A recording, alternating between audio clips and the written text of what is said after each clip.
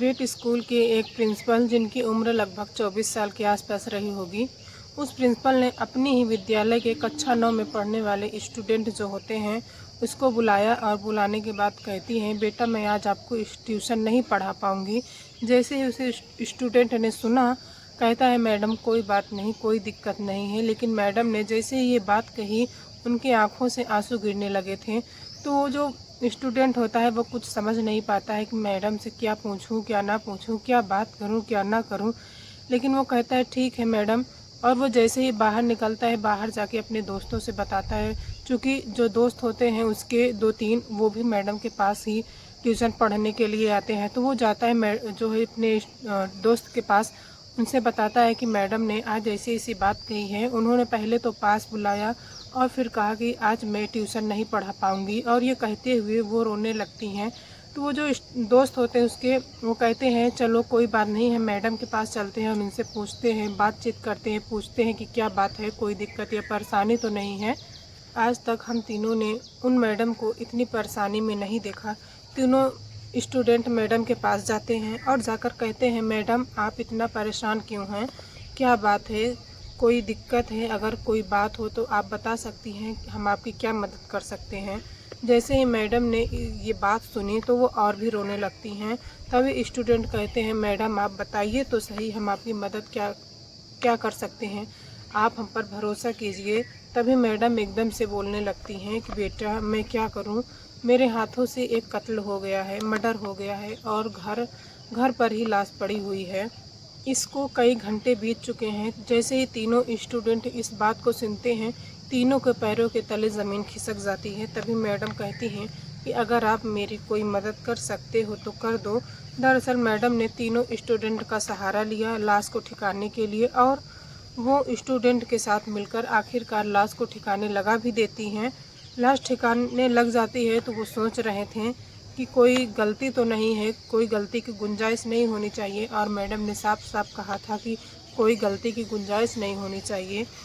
और आखिरकार ऐसे ही 5-6 दिन बीत जाते हैं, लेकिन घटनाक्रम का खुलासा हो जाता है। तीनों स्टूडेंट भी हिरासत में ले लिए जाते हैं, और जो प्रिंसिपल टीचर होती हैं उनको भी गिरफ्तार कर लिया जाता है। जब ये बात लोगों तक पहुंची तो लोगों को यकीन नहीं हो रहा था कि आखिरकार मैडम ने ऐसा क्यों किया। महज एक शर्ट के बटन से, जो टी शर्ट थी उसकी बटन से, उसके कॉलर से, और उस व्यक्ति ने जो अंडरवियर पहना था उससे उन कपल की जो है वो खुलासा हो जाता है, और पुलिस कत्ल के पास पहुंच ही जाती है। लेकिन जब ये बात पूरे महाराष्ट्र में इस घटनाक्रम का चर्चा हुआ तो ज़्यादा डरे हुए थे वो गार्जियन, जिनके बच्चे थे तीनों जो स्टूडेंट थे, क्योंकि प्रिंसिपल पर भरोसा रखते थे। शिक्षकों पर सबसे ज़्यादा भरोसा किया जा सकता है। नमस्कार, मैं कार्तिका। आज की जो सच्ची घटना मैं आपको सुनाने जा रही हूँ, ये महाराष्ट्र प्रदेश की एक ज़िला लगता है रामताल की बात कर रही हूँ। 15 मई 2025 की दोपहर का समय हो रहा था। एक फैमिली थी जो फैमिली के साथ टूर पर निकली हुई थी। फैमिली का एक सदस्य होता है जिसको बहुत तेज़ी से टॉयलेट आ रहा था, और वो गाड़ी रोकने के लिए कहा कि आप गाड़ी रोकिए। और जो गाड़ी जिस वक्त वो चल रही थी वो चौलासा के जंगल में ही चल रही थी। चौलासा के जो इलाका लगता है उसी क्षेत्र में गाड़ी चल रही थी। तभी वो कहते हैं मुझे टॉयलेट करना है। गाड़ी रुकती है, वो उतरता है और वो झाड़ियों की तरफ चला जाता है, और वो और अंदर चला जाता है ताकि उसे कोई देख न सके। टॉयलेट जैसे ही लगता है तभी वो पास में कुछ फासले पर जलता हुआ चीज़ देखता है, लेकिन जो जल रही थी वो बहुत ही अजीब प्रकार की दुर्गंध दे रही थी। उसे कुछ अजीब लग रहा था, और उसने जैसे ही और पास जाके देखा, उसकी आंखें खुली की खुली रह गईं। और सबसे पहले तो उसकी चीखें निकलती हैं। जब उसकी चीखें निकलती हैं तो चीखें सुन के जो उसके परिवार वाले थे जो टूर करने के लिए निकले थे वो भी पहुंचते हैं, और वो उनसे पूछते हैं कि क्या बात है, तुमने इतनी तेज़ी से चीखा क्यों, क्या बात है, कोई परेशानी तो नहीं। तब वो इशारा करता है, और इशारा करके वो दिखाता है जहाँ पर वो कोई चीज़ जल रही थी। जैसे ही लोग देखते हैं उनकी भी आंखें खुली की खुली रह जाती हैं, क्योंकि वो जो चीज़ जल रही थी वो कोई वस्तु नहीं थी, वो एक लाश थी। जैसे ही उन्होंने देखा कि ये लाश जल रही है तो वो लोग सोचते हैं कि कहीं हम लोग भी ना इस पुलिस मामले में फंस जाएं, इसलिए वो तुरंत पुलिस को इन्फॉर्म करते हैं। पुलिस आती है, पुलिस मौके पर पहुंचती है। जिले के एसपी होते हैं कुमार चिंता, उनकी टीम, उनके जो पुलिस स्टेशन होता है लाहौरा, पुलिस इंस्पेक्टर यशोधरा मुनेश्वर, वो भी अपनी टीम के साथ पहुंच जाते हैं इस मामले की जांच पड़ताल करने के लिए। आखिरकार मामला क्या है? पुलिस फैमिली से कहती है कि आप लोग जा सकते हैं, लेकिन जाते जाते आप अपना मोबाइल नंबर, कार्ड, आधार कार्ड नंबर वगैरह अपना सब पता दे के जाइए, ताकि कोई ज़रूरत पड़े तो हम आपको फिर से बुलवा सकें, पूछताछ करने के लिए दोबारा बुलाएंगे। अब पुलिस मामले की जांच पड़ताल में जुट जाती है। इनके लिए टीम बनाई जाती है, जिसमें टीम में लोकल क्राइम ब्रांच इंस्पेक्टर होते हैं सतीश चादरे, पीएससी आई संतोष मानवर, कांस्टेबल योगेश गोटिलवर, आयल डोगर, राठौर नीलेर, ऋतुराज व आकाश सहारे के लिए टीम गठित की जाती है। और टीम में एसपी साहब आदेश देते हैं कि कम से कम समय में इस घटनाक्रम का खुलासा कर दिया जाए, लेकिन कोई ऐसा सबूत नहीं मिल रहा था कि इस घटनाक्रम का खुलासा हो सके, जिसके आधार पर लाश की शिनाख्त की जा सके कि ये लाश किसकी थी और यहाँ पर क्यों जल रही थी। क्योंकि जो जलने वाला था वो भारी मात्रा में जल चुका था, उसको पहचान पाना बहुत ही मुश्किल था। आखिरकार 15 तारीख की लाश मिलती है और 16, 17, 18 ऐसे ही दिन बीत रहे थे। 18 तारीख की बात है, दोपहर का समय हो रहा था। एक व्यक्ति जो शराब के नशे में होता है वो पुलिस के पास फ़ोन करता है और पुलिस से कहता है कि साहब, मेरा दोस्त है जो कि कई दिनों से शराब पीने नहीं आ रहा है मेरे साथ। पुलिस वाले भी परेशान थे कि हमें तो एक कत्ल का खुलासा करना है और इस तरह की बातें कर रहा है ये। तो पुलिस वाले, जो दरअसल कलाम वर्धा होते हैं अमरावती इलाके के, वो पुलिस स्टेशन थे। तभी स्टेशन में सूचना मिलती है कि इस तरह से लगभग 30 साल का कोई उम्र बताई जा रही है, लगभग इसको कोई पहचानने में शिनाख्त कर सके। जो भी था, मौके पर फ़ोटो भेजे जाते हैं। पता करने के लिए कहीं तक कोई इनपुट नहीं मिल रहा था जिससे कि कातिल तक पहुंचा जा सके, जिससे कि उसको मारने वाले की शिनाख्त हो सके। लेकिन जैसे इसी बीच में फ़ोन आता है जो शराबी होता है, शराब के नशे में कहता है, साहब, मेरा दोस्त कई दिनों से मेरे साथ शराब पीने के लिए नहीं आ रहा है। मैं उससे बातचीत करने की कोशिश करता हूं, तो चैट करता हूं, तो इसका जवाब तो देता है, लेकिन वो मेरा फ़ोन नहीं उठाता। पुलिस वाले कहते हैं, क्या हमारे पास यही काम रह गया है? लेकिन वो बार बार कहता है कि साहब, मेरा दोस्त ढूंढ दीजिए, उसके बिना शराब अच्छी नहीं लगती। पुलिस वाले यह बात सुनी। पुलिस वाले को शुरुआत में तो अटपटा लग रहा था, अजीब लग रहा था, लेकिन किसी पुलिस वाले का दिमाग की घंटी बज जाती। वो पूछते हैं कि ठीक है, तुम अपने दोस्त का फ़ोटो भेजो, देखते हैं।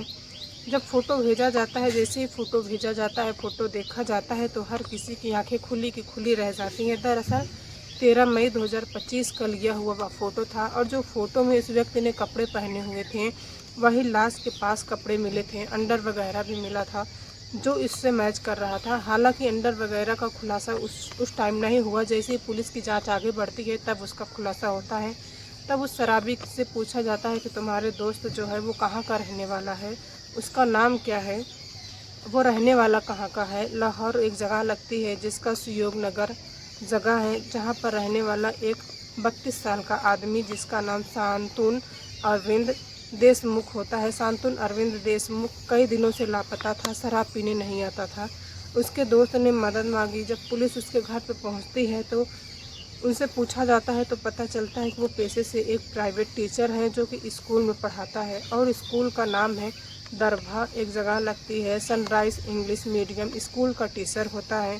जब उसके घर पहुंचा जाता है तो उस घर में एक महिला निकल कर आती है बाहर। उस महिला का नाम निधि शांतुन देशमुख है। जब उनसे पूछा जाता है कि आप कौन हैं, तो वो कहती हैं कि मैं उनकी पत्नी हूँ, बात करा दीजिए। जब बात कराने वाली बात आती है तो वो कहती हैं वो तो बाहर गए हुए हैं, जब आएंगे तब हम बात करा देंगे। उनका नंबर मांगा जाता है तो नंबर तो चल रहा था। पुलिस ने जब उसकी लोकेशन निकलवाई, सीआरडी निकलवाई, तो पता चलता है कि लोकेशन घर के पास में ही है, कहीं गया ही नहीं है। तभी मैडम के पास पुलिस दोबारा आती है और फिर से बातचीत करती है और पूछने लगती हैं। फिर वो बताती हैं कि जिस स्कूल में उसके पति शिक्षक टीचर हैं, उसी विद्यालय की वो प्रिंसिपल हैं। आखिरकार 24 साल की महिला, उसके पति के बारे में पूछा जाता है तो वो सही से बोलने के लिए तैयार नहीं होती। अपनी ही बातों में विरोधाभासी थी। जो पहले जवाब देती थी, अब उसके बदले वो कुछ अलग सी बातें कर रही, कुछ अलग सा जवाब दे रही थी। पुलिस ने जब उनसे सख्ती से पूछताछ जब करना शुरू किया, तो जो विद्यालय के अंदर प्रिंसिपल थी, तब उसी विद्यालय में उसके पति जो है शिक्षक हुआ करता था, यानी कि अब वो दुनिया में नहीं रहा। जब पुलिस ने फिर पूछा तो वो बताती हैं कि हम दोनों को प्यार हो जाता है, बेनतहा प्यार हो जाता है। उस वक्त उस लड़की का नाम निधि तिवारी जो प्रिंसिपल होती हैं और लड़के का नाम शांतनु अरविंद देशमुख। दोनों की उम्र में लगभग 5-6 साल का अंतर होता है। दोनों को प्यार हो जाता है और दोनों एक दूसरे से शादी करने का फैसला लेते हैं, लेकिन घर वाले कहते हैं कि तुम दोनों की जातियां अलग हैं, इसीलिए ज़्यादा प्यार के चक्कर में ना पड़ो तो ज़्यादा सही है। आखिरकार उन्होंने घर वालों के खिलाफ जाते हुए शादी कर लेते हैं और जैसे ही शादी करते हैं, अभी शादी के कुछ ही महीने बीते थे, यानी कि ज़िंदगी बहुत अच्छी चल रही थी। और सबसे अजीब कहानी यह है कि वो एक दूसरे के साथ फिजिकल रिलेशन में होते थे तो वो अपने प्राइवेट पलों को मोबाइल में कैद कर लिया करते थे। सब कुछ ठीक चल रहा था, लग ही नहीं रहा था कि कुछ भविष्य में गड़बड़ी हो सकती है। लेकिन कुछ दिन बीत जाते हैं। ऐसा बताया जाता है कि वहाँ जाने के बाद जब जो स्कूल की प्रिंसिपल होती हैं स्कूल में, वो उस पर आदेश चलाती थी, जिस वजह से उसको बुरा लगता था और शायद यही वजह थी कि वो शराब पीना शुरू कर दिया। शुरुआत में कम, लेकिन धीरे धीरे वो और ज़्यादा शराब पीने की आदत पड़ जाता है। शराब पीने के पैसे कम पड़ जाते थे तो शायद इसी बात पर घर में झगड़ा होने लगता था। वो अपनी पत्नी प्रिंसिपल को रोज़ किसी न किसी बहाने से पीटता था। जब बदतर से ज़्यादा हो जाती है तो घर का माहौल लगातार ख़राब होता चला जा रहा था। आखिरकार पत्नी इतना ज़्यादा परेशान हो जाती है कि मैं क्या करूं। पति को बार बार समझाती है लेकिन वो मानने को तैयार नहीं था। तभी उसने एक दिन इंटरनेट पर जानने की कोशिश की या फिर सर्च किया कि घर में जहर तैयार करने की विधि क्या है, कैसे तैयार किया जाता है। आखिरकार उसे वहां से कुछ जानकारी मिलती है और 13 मई 2025 की शाम का वक्त था। उसका पति शराब के नशे में धुत होकर जब घर वापस आता है तब भी झगड़ा करता है, लेकिन इसी बीच उसने सीख लिया था कि जहर कैसे बनाया जाता है। आखिरकार उसने जो धतूरे के बीज होते हैं उसको लिया और उसने पैरासीटामॉल के लगभग 15 गोलियों का मिश्रण तैयार करती है। और जब मिश्रण तैयार हो जाता है तो उसका पति आता है तो वो अपने पति से बड़े प्यार से पूछती है कि तुम्हारे लिए क्या मैं बनाना शेक बना दूं। तो वो देखता है, बड़ा आश्चर्य होता है और कहता है कि आज तुम बड़े अच्छे से बात कर रही हो। वो कहती है कोई बात नहीं, कोई दिक्कत नहीं है, क्या मैं तुम्हारे लिए बनाना शेक बना दूं। तो कहता है ठीक है बना दो। जो मिश्रण होता है उसने तैयार किया और उस बनाना शेक में उस मिश्रण को मिला कर दे देती है। उसका पति उसको पीता है और वो क्योंकि जहर बन चुका था और जहर जैसे ही पीता है, यानी कि जो बनाना शेक होता है पीता है, कुछ देर में वो दम तोड़ देता है। लगभग आधे घंटे तक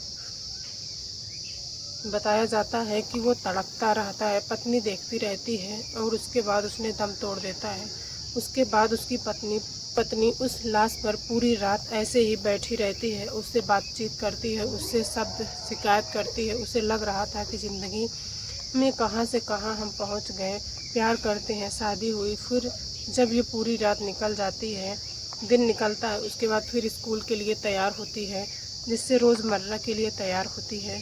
तैयार होके अगले दिन 14 मई 2025 को यह विद्यालय जाती है। पूरा दिन विद्यालय नॉर्मल रहती है, लेकिन जिस दिन वो अपने बच्चों को ट्यूशन पढ़ाने के लिए मना करती है, उसी दिन उन बच्चों से कहती है कि मेरे साथ इस तरह की दिक्कत हो गई है। बच्चे पूछते हैं मैडम क्या बात है, तभी वो कहती है कि मेरे पति का मर्डर हो गया है, घर में लाश पड़ी है, कैसे ठिकाने लगाऊं, समझ नहीं आ रहा है। आखिरकार भावनात्मक रूप से या दबाव बनाकर मैडम ने उन 3 स्टूडेंट को, जो कक्षा 9 के पढ़ने वाले छात्र थे, उनको अपने घर बुलाया और बुलाने के बाद घर से लगभग 15 किलोमीटर दूर चौसाला गांव जंगल होता है, वहां ले जाते हैं और लाश को फेंक कर वापस आ जाते हैं। आखिरकार जब लाश को फेंक कर वापस आए थे, लेकिन तभी मैडम के दिमाग में ख्याल आता है कि इस तरह से लाश की शिनाख्त हो जाएगी तो जल्दी पता चल जाएगा, कुछ अलग किया जाए। अब मैडम फिर से उसी स्थान पर जाती हैं। संभवतः ही बताया जाता है कि वो स्टूडेंट को भी साथ लेके जाती हैं। भारी मात्रा में पेट्रोल लेके जाती हैं और पेट्रोल ले जाने के बाद पति के ऊपर छिड़क कर उसमें आग लगा देती हैं। आग लगाकर वहाँ से चुपचाप निकल जाते हैं ताकि किसी को पता न चल सके, खबर न लगे। और भारी मात्रा में वो जो लाश होती है वो जल चुका था। लेकिन महाराष्ट्र की एक फैमिली थी, टूर पर निकली हुई थी, लेकिन वो चौटाला के जंगल में जैसे ही व्यक्ति को टॉयलेट लगती है, आखिरकार तक पहुंचता है पुलिस से बात पहुंचती है और शराबी से मदद से ये घटनाक्रम का खुलासा होता है।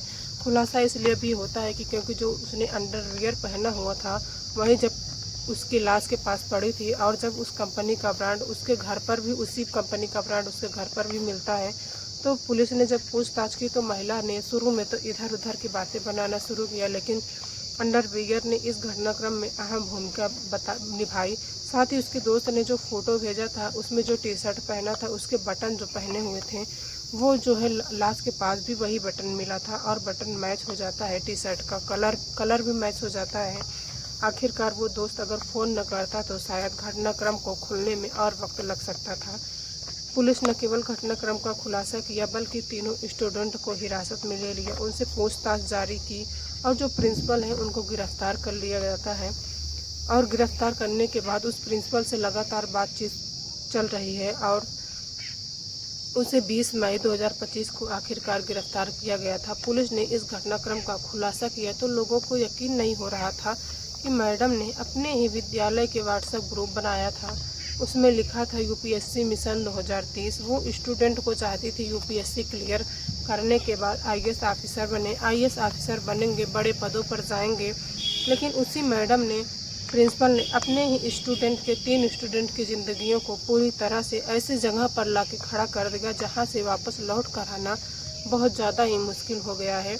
दोस्तों, इस घटनाक्रम को सुनाने का उद्देश्य आपका दिल दुखाना नहीं है बल्कि आपको जागरूक करना है, आपको सचेत करना है कि जिस तरह से प्रिंसिपल ने अपने पति के साथ जब इन खुशियों को माहौल में थे तब वो वीडियो बनाया करते थे, फ़ोटो बनाया करते थे और पति से झगड़ा लड़ाई होता है तो हो सकता है वो इसी फ़ोटो का इस्तेमाल करना शुरू कर दिया था।